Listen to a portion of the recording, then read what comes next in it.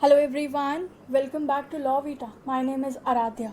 आज फिर से मैं भारतीय न्याय संहिता का एक इम्पॉर्टेंट टॉपिक आप सबके सामने लेकर आई हूँ, that is unlawful assembly. Unlawful assembly which is provided in section 189 and 190 of भारतीय न्याय संहिता।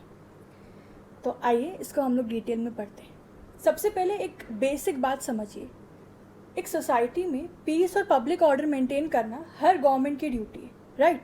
अगर पीस डिस्टर्ब हो जाए तो न सिर्फ आम आदमी की सेफ्टी खतरे में आ जाती है, बल्कि लॉ एंड ऑर्डर का पूरा सिस्टम हिल जाता है।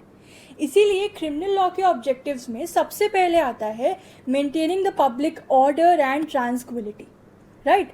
अब आपने अक्सर सुना होगा, कभी प्रोटेस्ट हो रहा है, कभी रैलीज निकल रही है, कभी एक जगह पर मॉब इकट्ठा होकर तोड़ फोड़ कर रही है ना? तो हर गैदरिंग अनलॉफुल नहीं होती है, लेकिन अगर एक असेंबली का, एक गैदरिंग का ऑब्जेक्ट या पर्पस अनलॉफुल है, इलीगल है, तो ऐसी असेंबली को हम कहते हैं अनलॉफुल असेंबली, राइट? तो अनलॉफुल असेंबली का मतलब बेसिकली ये है कि एक कुछ लोगों का ग्रुप इकट्ठा होकर ऐसी एक्टिविटी करे जो सोसाइटी के लिए खतरा हो, जैसे कि वॉयलेंस का इस्तेमाल करे, प्रॉपर्टी को डैमेज करे, लॉ को रेसिस्ट करे, है ना, लॉ के अगेंस्ट जाकर कोई कार्य करे या किसी को फोर्सफुली मजबूर करे। इस तरह की जो एक्टिविटीज़ है वो डायरेक्टली सोसाइटी में पब्लिक पीस और सिक्योरिटी को थ्रेट कॉज करती हैं। ये जो कॉन्सेप्ट है अनलॉफुल असेंबली का, ये पहले इंडियन पीनल कोड में सेक्शन नंबर 141 में एन्यूमरेटेड था, और अभी जो है इसको भारतीय न्याय संहिता में 189 में प्रदान किया गया है। बेसिकली कुछ नंबरिंग का फ़र्क है, ठीक है, थोड़ा बहुत ड्राफ्टिंग मॉडर्नाइज की गई है, बट बेसिक कॉन्सेप्ट जो है वो एज इट इज़ है।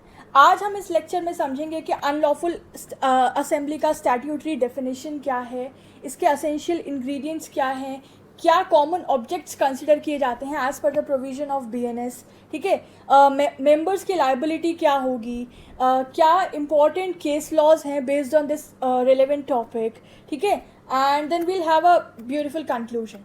चलिए शुरुआत करते हैं स्टैट्यूटरी डेफिनेशन से। सबसे पहले क्या कह रहा है ये? It's an assembly of 5 or more persons which is designated as an unlawful assembly if the common object of those persons falls under certain unlawful categories, ठीक है? तो देखिए क्या है इसका मतलब। सबसे पहली बात ये कह रहे हैं कि मिनिमम 5 लोग होने चाहिए, देयर शुड बी मिनिमम 5 लोग इन एन असेंबली, ठीक है? अगर 4 लोग भी मिलके कुछ अनलॉफुल काम करते ना, तो फिर वो अनलॉफुल असेंबली नहीं होगा, ठीक है? वो किसी और ऑफेंस के अंडर पनिशेबल हो सकता है, लेकिन वो अनलॉफुल असेंबली नहीं कहलाएगा। तो पहली बात है कि एक असेंबली फॉर्मुलेट हुई है, उसमें 5 या 5 से ज़्यादा लोग हैं, ठीक है? दूसरी बात, उन सभी पर्सन्स का एक कॉमन ऑब्जेक्ट होना चाहिए, है ना? ऑब्जेक्ट मतलब उनका कुछ पर्पस होना चाहिए, उनका कुछ गोल होना चाहिए, और अगर वो कॉमन ऑब्जेक्ट लॉ के अगेंस्ट है, फॉर एग्जांपल गवर्नमेंट को फोर्स से रोकना या किसी को ज़बरदस्ती मजबूर करना या लॉ को रेजिस्ट करना, तब वो असेंबली अनलॉफुल बन जाती है। जब वो 5 या 5 से ज़्यादा लोगों का जो असेंबली है, ठीक है, जब वो एक कॉमन ऑब्जेक्ट के साथ इकट्ठा होते हैं और उनका जो कॉमन ऑब्जेक्ट है वो अनलॉफुल है, अगेंस्ट द लॉ है, हम ऐसी असेंबली को कहते हैं unlawful assembly as per section 189 of BNS 2023। अब हम बात करें, क्वेश्चन आता है कि भाई ये कौन से कॉमन ऑब्जेक्ट हैं, हम किस ऑब्जेक्ट को कंसीडर करेंगे कि अगर ये ऑब्जेक्ट है इस असेंबली का, तब हम इस असेंबली को अनलॉफुल असेंबली मानेंगे। तो हमें इसके लिए कहीं बाहर बहुत बड़ी किताबें नहीं पढ़नी है, सेक्शन 189 के प्रोविजन में ही हमें 5 कॉमन ऑब्जेक्ट बताए हैं जो कि इस पर्टिकुलर ऑफेंस के लिए कंसिडरेबल कॉमन ऑब्जेक्ट्स हैं। एक एक करके इनको समझते हैं।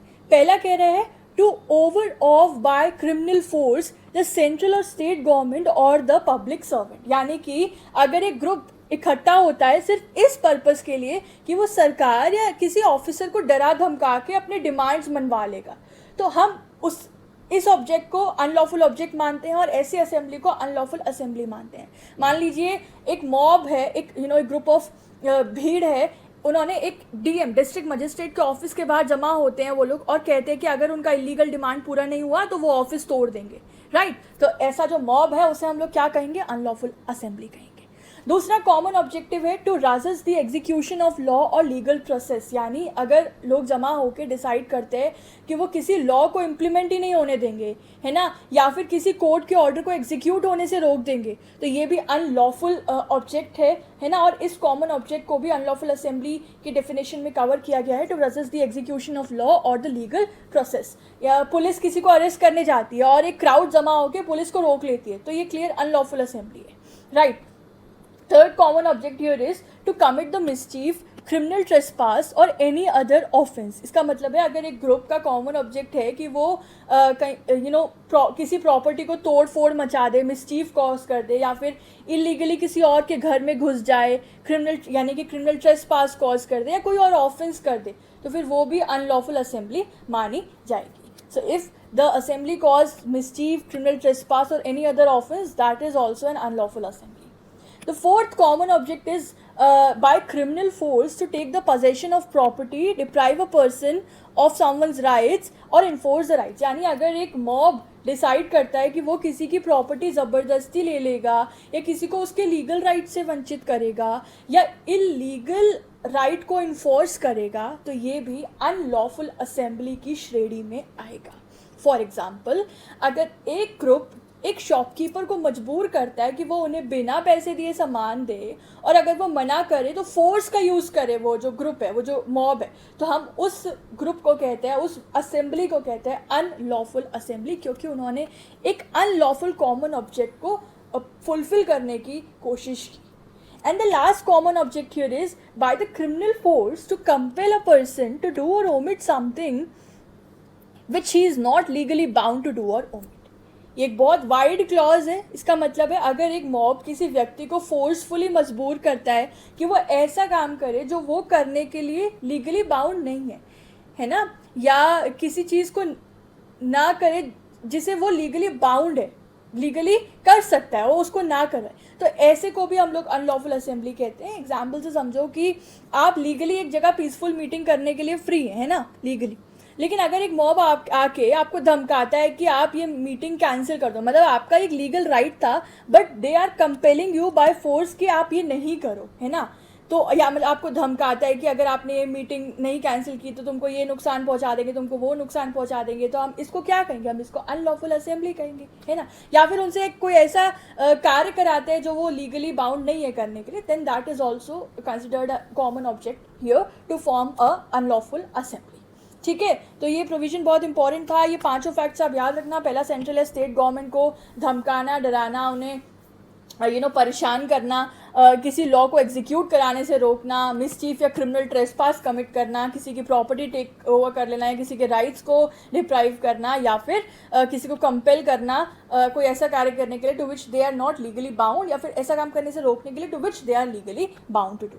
ऑलराइट, चलिए अब हम लोग इस डेफिनेशन से, इस प्रोविजन से क्या एसेंशियल इंग्रेडिएंट्स डिराइव करते हैं कि एक असेंबली के अनलॉफुल होने के लिए क्या 5 चीज़ें प्रूव होना ज़रूरी है। देखो, नंबर 1, जो असेंबली है उसमें 5 या 5 से ज़्यादा लोग होने चाहिए। नंबर 2, उन लोगों का एक कॉमन ऑब्जेक्ट होना चाहिए, कॉमन इंटेंशन नहीं, कॉमन ऑब्जेक्ट होना ज़रूरी है, एंड वो जो कि सेक्शन 189 में एन्यूमरेटेड है। Object must fall under one of the 5 clause of section 189, मैंने अभी बताया आपको। Next, knowledge of being the part of such assembly is sufficient for liability, कि अगर तुमको नॉलेज भी है ना कि इस असेंबली का ऑब्जेक्टिव क्या है, ये क्यों फॉर्मुलेट हुई है, ये भीड़ यहाँ क्यों इकट्ठा हुई है, तो और अगर आप उसके साथ जाके खड़े भी हो जा रहे हो इस नॉलेज के साथ, तो वो भी एक सफिशिएंट प्रूफ है that you will be impose liability of that unlawful assembly. And fifth essential ingredient is assembly may be lawful at its inception but can later become unlawful if its object changes। ठीक है, तो हो सकता है जो assembly formulate हुई है वो शुरुआत में वो लॉफुल थी, ठीक है, एक पीसफुल प्रोटेस्ट कर रहे थे वो लोग, ठीक है, या कोई एक सोशल गैदरिंग कर रहे थे, लेकिन अचानक से कुछ ऐसा हुआ, ठीक है, उनका ऑब्जेक्ट चेंज हो गया and their object change to a common object of doing something unlawful, then हो सकता है वो लॉफुल असेंबली लेटर स्टेज पे अनलॉफुल बन जाए। ठीक है, तो ये 5 अगर इंग्रेडिएंट्स फुलफिल होते हैं then we say that this is an unlawful assembly, right। Section 189 में एक एक्सप्लेनेशन भी हमें दिया गया है। लॉ मेकर्स ने सेक्शन 189 में एक इम्पॉर्टेंट एक्सप्लेनेशन दी है जो स्टूडेंट्स के लिए थोड़ा ट्रिकी होता है, लेकिन अगर अच्छे से समझा जाए तो ईजी हो जाता है। इसमें लिखा है दैट असेंबली इनिशियली लॉफुल में become unlawful by change of common object. ठीक है, ये कह रहे हैं कि एक असेंबली हो सकता है एट इट्स इंसेप्शन, जब वो फॉर्मुलेट हुई तब वो लॉफुल थी, बट लेटर ऑन वो अनलॉफुल बन जाती है जैसे ही उसका ऑब्जेक्ट चेंज होता है। ठीक है, जैसे कि एक पीसफुल प्रोटेस्ट हो रहा था या फिर एक सोशल गैदरिंग हो रही थी, लेकिन अगर उसका ऑब्जेक्ट कॉमन ऑब्जेक्ट बाद में अनलॉफुल बन जाता है तो उसी वक्त से वो असेंबली अनलॉफुल हो जाती है। फॉर एग्जाम्पल देती हूँ मैं आपको। 100 लोग पीसफुल प्रोटेस्ट के लिए पार्क में जमा होते हैं, है ना, किसी एक गुड कॉज के लिए। इनिशियली ये लॉफुल असेंबली है, लेकिन अगर कुछ देर बाद उनका पर्पस बदल कर पुलिस स्टेशन तोड़ने का हो जाता है तो ये क्या हुआ, तो ये असेंबली अनलॉफुल बन जाएगी फ्रॉम दैट वेरी मोमेंट, है ना।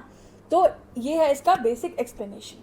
नाउ इसका एक पॉइंट 2 कह रहा है that the members who continue to remain the part of such assembly with knowledge of unlawful object are guilty. मतलब अगर आपको पता है कि अब असेंबली का ऑब्जेक्ट अनलॉफुल हो गया है, मतलब इनिशियली आप लॉफुल असेंबली में के पार्ट थे, बट अभी आपको पता चल गया है दैट इसका जो ऑब्जेक्ट है वो अनलॉफुल हो गया और फिर भी आप वहाँ रुके हुए हो, तो आप फिर भी गिल्टी माने जाओगे। आप ये नहीं कह सकते थे कि अरे मैं इसका पार्टनर नहीं, you had the knowledge, you remain there, आप वहाँ थे। ठीक है, यहाँ एक्टिव पार्टिसिपेशन ज़रूरी नहीं है, सिर्फ अनलॉफुल असेंबली का पार्ट बने रहना और उसकी नॉलेज होना इतना ही सफिशियंट है लाइबिलिटी क्रिएट करने के लिए। ठीक है, समझ आया?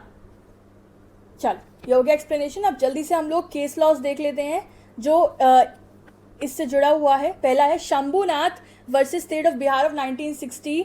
इस केस में कोर्ट ने कहा कि common object does not mean same intention. ठीक है, कॉमन ऑब्जेक्ट का मतलब बिल्कुल भी ये नहीं है that there is same intention, यानी लोग अलग अलग इंटेंशन से आए हुए हो सकते हैं ना, लेकिन अगर एक अनलॉफुल कॉमन ऑब्जेक्ट बन जाता है तो फिर वो सब लोग लायबल होते हैं। तो सेम इंटेंशन है या नहीं वो ज़रूरी नहीं है, बट अगर they are supporting that common object that can be formed suddenly, तो फिर और अगर आप उसकी नॉलेज रखते हो, आप उससे अग्री करते हो, then you will be considered liable for that unlawful assembly and their respective acts. ठीक है, next case is Ramvilas Singh versus state of Bihar of 1989। इसमें कोर्ट ने हेल्ड किया कि mere presence with awareness of unlawful object is enough for liability, है ना।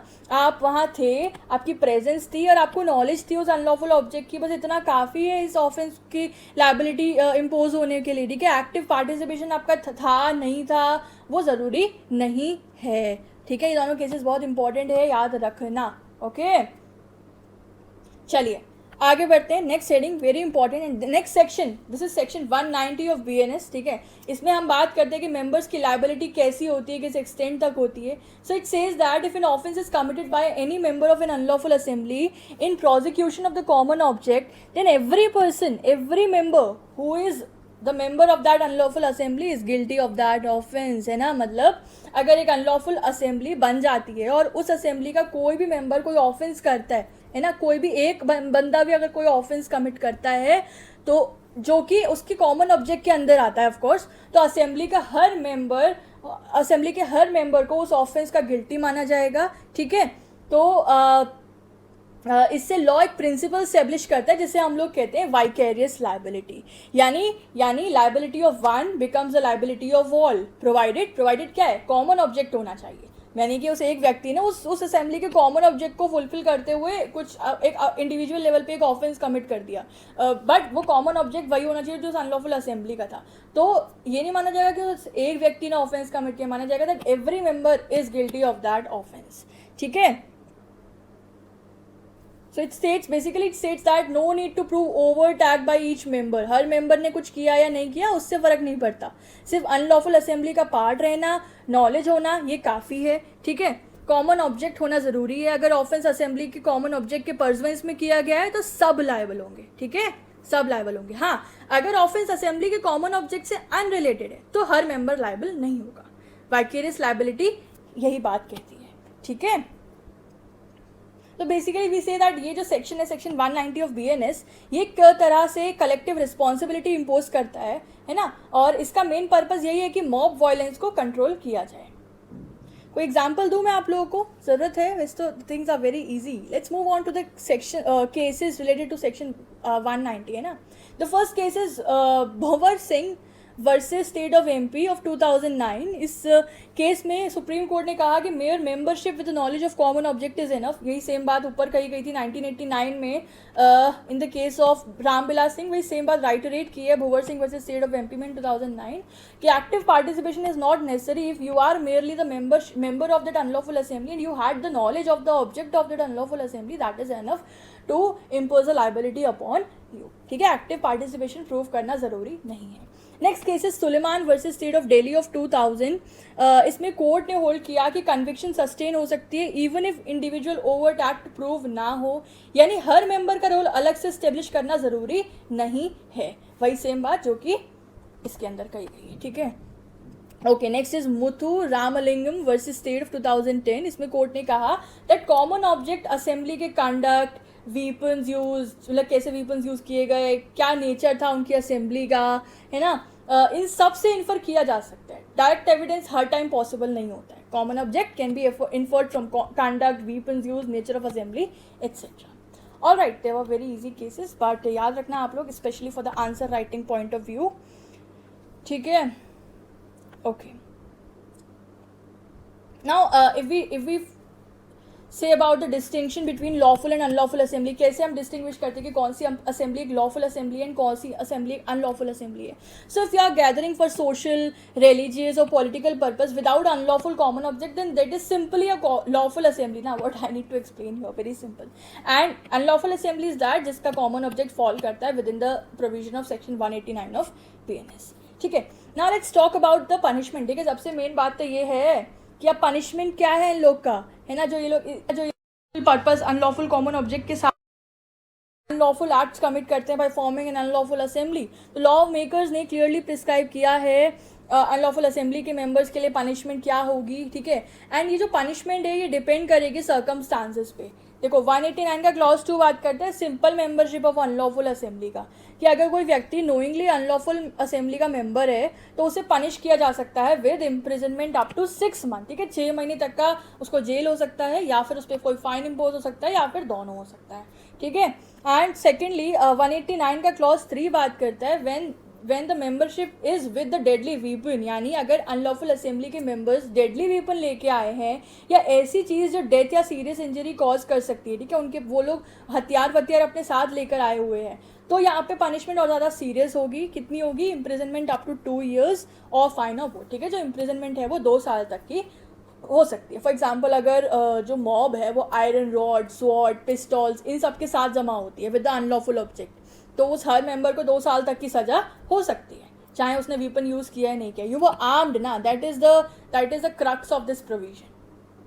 ठीक है, अभी this is almost the last heading, distinction from related provisions. ठीक है, a lot of time people gets confuse with unlawful assembly with riot and unlawful assembly with criminal conspiracy. कुछ नहीं है, वेरी सिंपल. देखो अनलॉफुल असेंबली और riot में ये फ़र्क है कि एक सिर्फ अनलॉफुल असेंबली जमाव है और दूसरा उस अनलॉफुल असेंबली ने या फिर अनलॉफुल ऑब्जेक्ट का वायलेंट एग्जीक्यूशन है. यानी कि राइट क्या होता है, राइट में क्या होता है, एक अनलॉफुल असेंबली जो होती है वो फोर्स का, वायलेंस का यूज़ करती है पब्लिक प्लेस में. तो जब अनलॉफुल असेंबली फोर्स और वायलेंस का यूज़ करती है तो हम कहते हैं that riot has been committed. ठीक है, और जब तो ये एक तरीके से उसका वायलेंट एग्जीक्यूशन है अनलॉफुल असेंबली का. That is the primary difference, the thin line difference between these two provisions.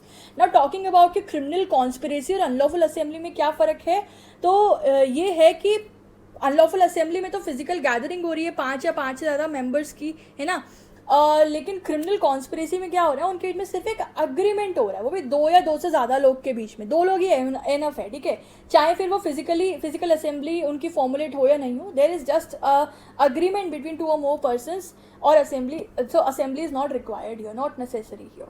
ठीक है, that was very simple. Alright, तो दोस्तों ये था अनलॉफुल असेंबली का कॉन्सेप्ट. अनलॉफुल असेंबली का लॉ एक बैलेंस मेंटेन करता है between public order and individual liberty. देखो इंडियन कॉन्स्टिट्यूशन हमें फ्रीडम ऑफ असेंबली देता है नहीं देता, लेकिन वो एब्सोल्यूट नहीं है. जब असेंबली का ऑब्जेक्ट वायलेंट या अनलॉफुल हो जाता है तब वो पनिशेबल है ना. इसलिए सेक्शन 189, 190 ऑफ BNS भारतीय न्याय संहिता ये इंश्योर करते हैं कि जो मॉब बिहेवियर है और कलेक्टिव वायलेंस को कर्ब किया जा सके और सोसाइटी में पीस और सिक्योरिटी बनी रहे, है ना. So thus this provision balances the public order along with the individual liberty. Alright, so like this we are done with our lecture. It was a good lecture. हम लोगों ने हर एस्पेक्ट को कवर किया अनलॉफुल असेंबली से जुड़ा. अभी I don't think for this you need to go anywhere else to find the cases और द इलस्ट्रेशंस और एनीथिंग एल्स, है ना. So this was it. Do let me know in the comment section how did you find the lecture, कितना helpful लगा, notes कितने useful लगे. This was it. Stay tuned. हमारे channel से जुड़े रहें ऐसे और useful lectures के लिए. Thank you for watching. Keep studying. Have a